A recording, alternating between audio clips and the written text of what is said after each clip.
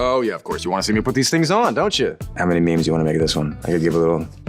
There were many objects of Joe Goldberg's affection throughout You, but the show also had a lot of important objects in general. So let's take a closer look at some key props from You. We're doing 3 here? Hold on.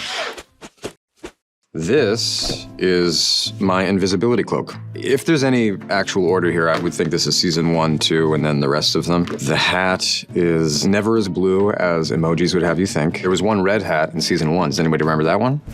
That was the first, I think, really iconic Joe Goldberg moment. The hat makes him disappear. The hat lets him stand behind like a ficus tree, like an indoor plant, about 5 feet away and listen. And of course, he's thinking. He's always thinking. It's really hard to find a hat with the right shape so that I didn't just look like a 6-year-old. You know, you take away this hair, and then this just becomes like too cute. It's too much cuteness.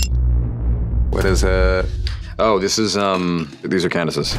This is probably one of the women who we've done dirtiest because she was a heroine and she's made to be a villain, truly. Candace, may she rest in peace. It still, after all these years, is hard to make light of such heavy, dark things. Oh yeah, of course. You want to see me put these things on, don't you? Yeah, you might have to subscribe. How's that? How many memes do you want to make of this one? I could give a little... I'm gonna guess this is from Anavrin. It is. This is where Joe works. In season 2, we think it's because there's a bookstore there. No, it's not. It's because there's a woman who works there. He discovers later that she actually owns the store. Her parents are very wealthy. She goes by the name of Love. If you've heard of the show, you've heard of her. You may like her more than you like me. Little Easter egg, which I've pointed out before. Anavrin is Nirvana backwards, which is the name of the store next to Mooney's bookstore in season 1, which is not on purpose. A fresh tart.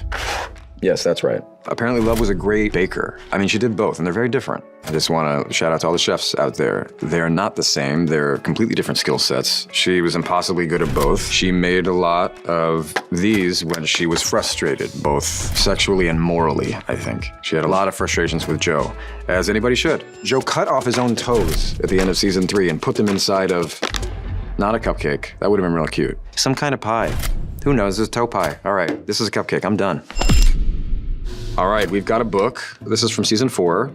This is A Good Man in a Cruel World, written by Rhys Montrose, played by Ed Speleers, who I had a lot of fun with in season 4. Rhys Montrose is a real politician who is a real friend of the socialite fake friends Joe Goldberg as Jonathan Moore has when he's living in London in season 4, cosplaying a professor.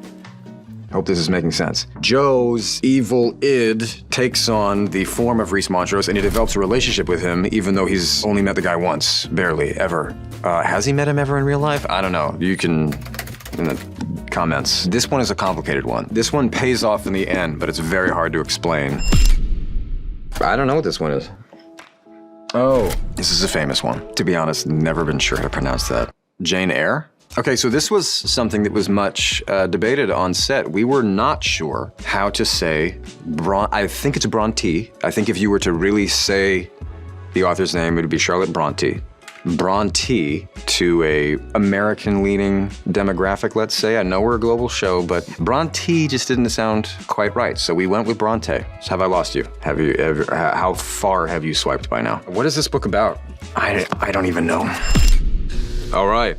This is a beaut. This is, can I get through a single press cycle for any season without talking about Joe masturbating? Guess what, I can't. Because he always masturbates, whereupon Joe fantasizes. He's actually masturbating less, and he is putting all of his dark fantasies into becoming a writer. Thank God. But he can't help himself. So when I see this, my memory is of having it real close while doing the deed by myself. I mean, not really, but, you know, I was surrounded by a film crew like I am right now. This is Guinevere Beck's book. Oh, new edition. Oh, right. This is the real book.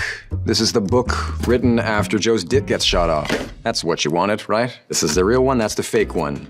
Dick? No dick. Free, in jail. Hero, villain. Man, woman, never stops talking. This is the one you should be reading. And we have Bronte to thank for that. This is a redacted publication. Maybe I can say it and you blur out my mouth and bleep it out. It's the Let's give somebody some extra work right here. That face. This right here is why I grow a beard, just in between, so I can... You would think this would be the end, right? No, this is like episode 5. Every season, what you think you're waiting for at the end happens halfway through. And then everything in the latter half of the show is like, what? Whoa, whoa, whoa, whoa, whoa, whoa, whoa. And we always landed in the end, which I think is remarkable. Kudos to the writers. Not the round of applause to the writers of this show.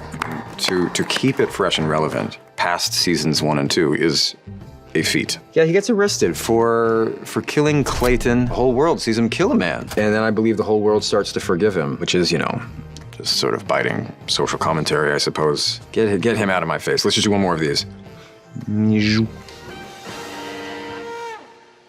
It's a slow and dramatic exit for that man. You can watch me hold even more things in the 5th and final season of You, now playing on Netflix.